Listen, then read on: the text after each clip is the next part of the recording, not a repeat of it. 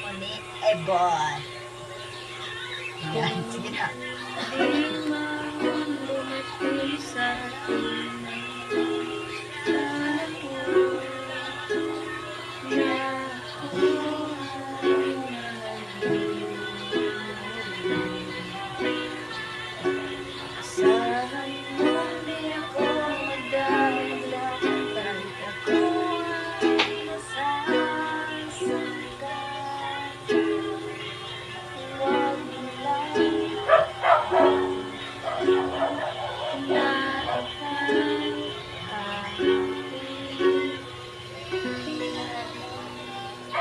Yan guys, diba? Ang galing-galing. Sa mga taga-Sobek.